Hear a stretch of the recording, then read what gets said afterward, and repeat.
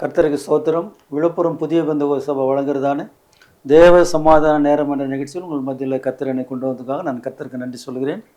இந்த நாளின் செய்தியின் தலைப்பு கண்மணி போல என்னை காத்தருளும். கர்த்தருக்கு மகிமை உண்டாகட்டும்.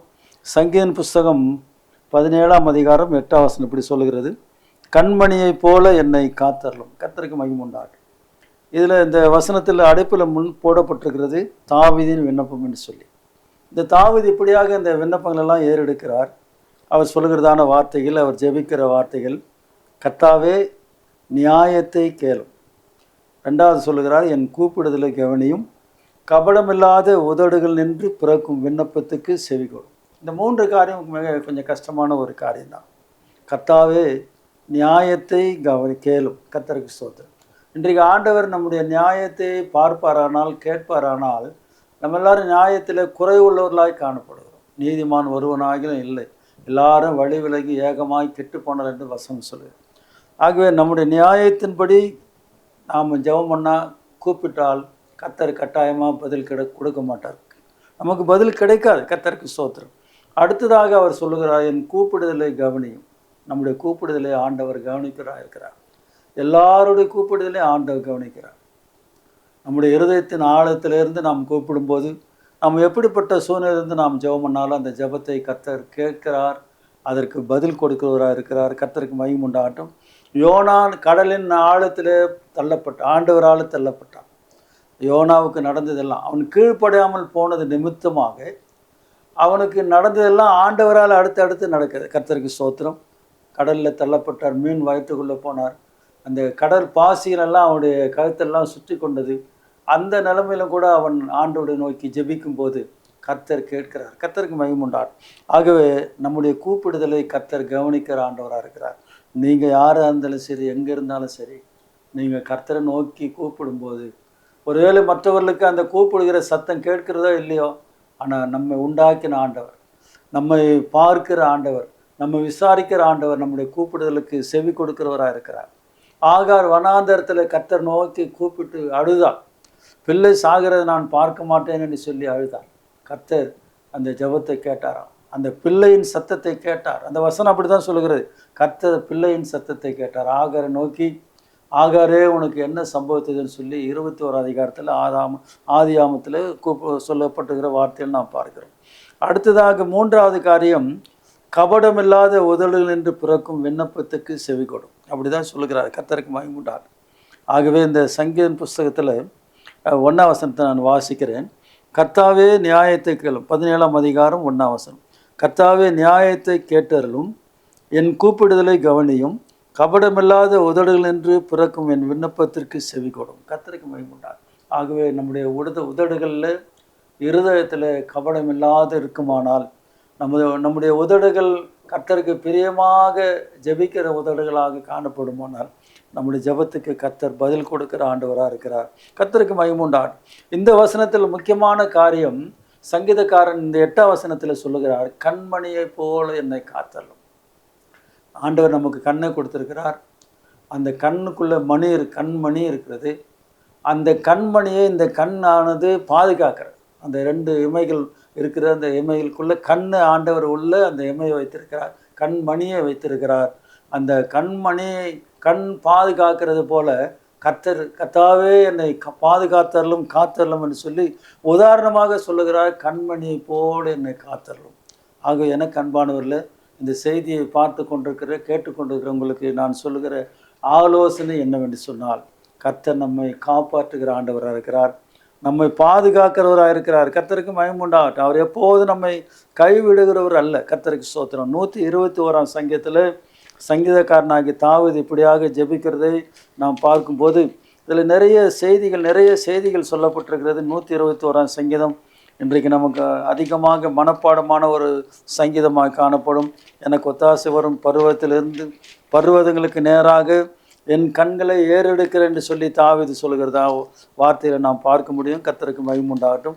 ஆகவே நமக்கு ஒத்தாசை உதவிகளெல்லாம் அந்த வானத்தையும் பூமியும் உண்டாக்கின கர்த்தரிடத்திலேருந்து நமக்கு வரும். 121ஆம் சங்கீதம் 3ஆம் வசனம் இப்படி சொல்லுகிறது, நான் வாசிக்கிறேன். கர்த்தருக்கு ஸ்தோத்திரம். உன் காலை தள்ளாட ஒட்டார், உன்னை காக்கிறவர் உறங்கார். கர்த்தருக்கு ஸ்தோத்திரம். கண்மணியை போல என்னை காத்தள்ளும் என்று சொல்லி தாவீது ஜெபிக்கிறார்.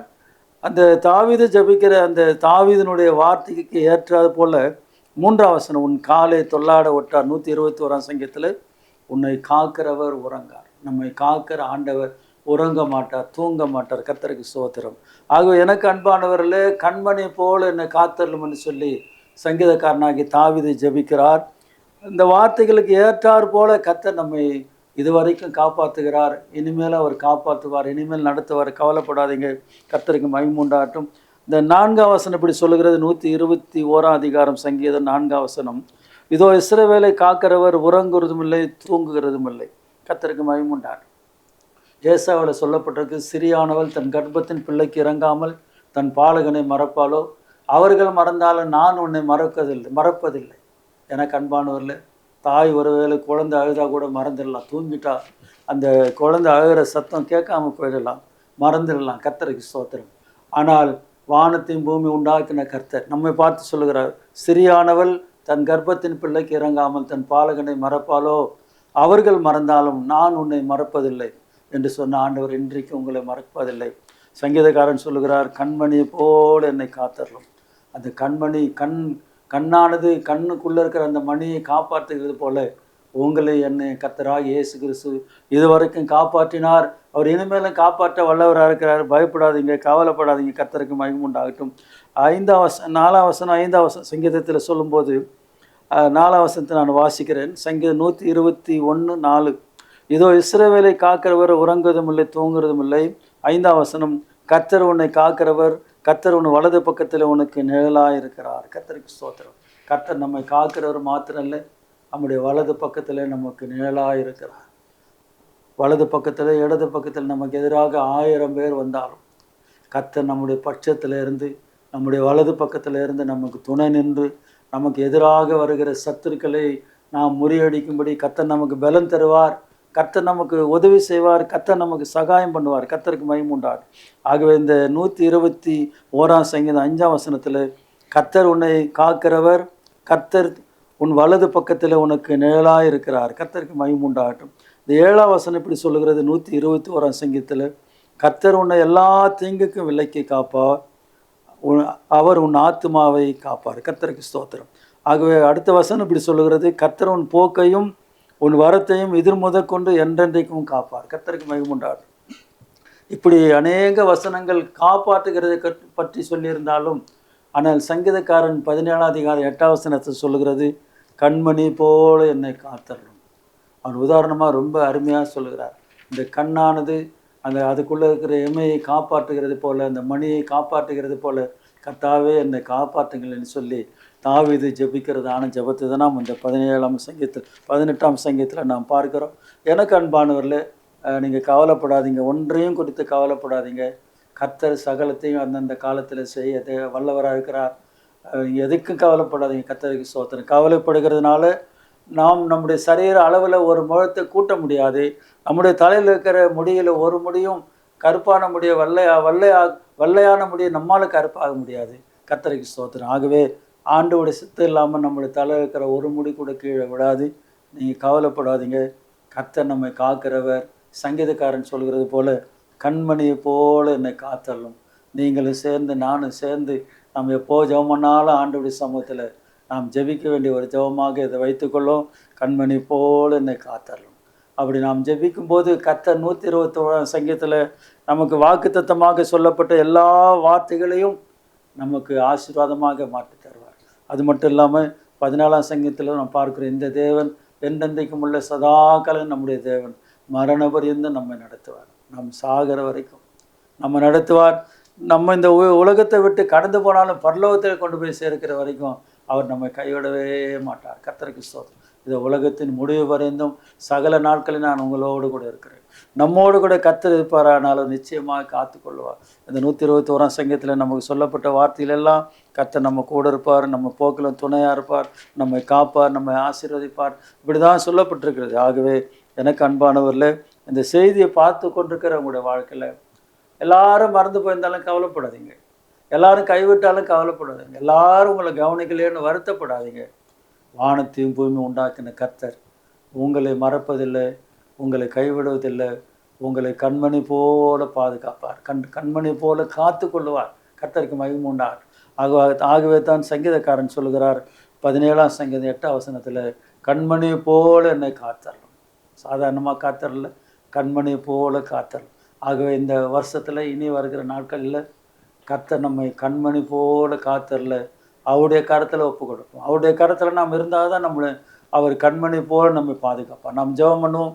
ஆண்டவரே, இந்த வார்த்தைகளுக்காக நன்றி செலுத்துகிறோம். கண்மணி போல என்னை காத்தரலும்னு சொல்லி சங்கீதக்காரன் ஜெபிக்கிற ஜெபத்துக்கு நன்றி சொல்லுகிறோம்.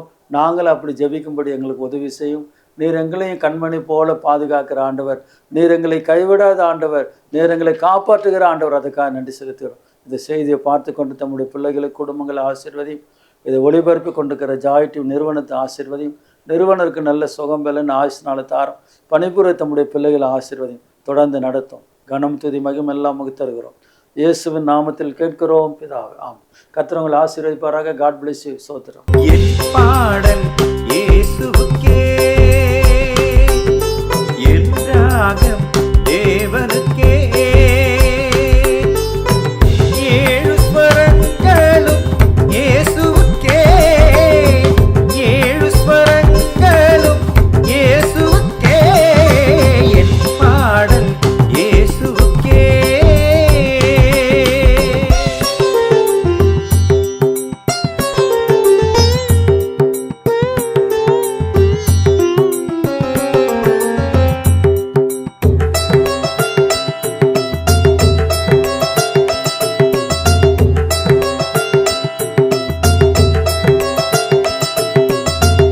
காலையும் மாலையும் கிருபையை ஈந்தி கண்மணி போல காத்து வந்தீ.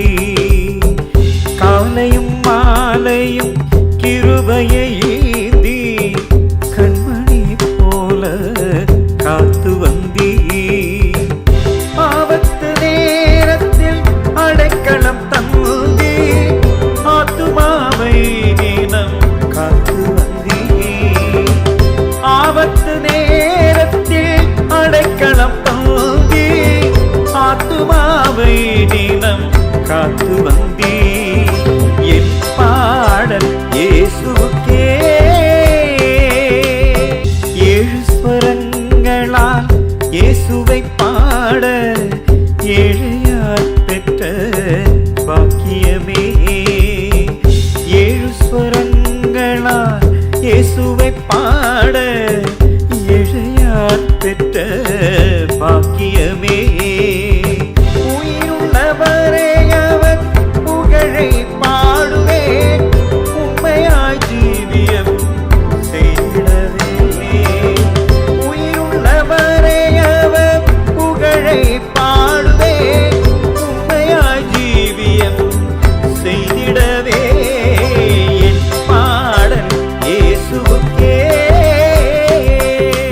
வீணையின் இனிமையும் குழலின் அருமையும் இயேசுவின் வார்த்தைக்கு இணையாகுமோ.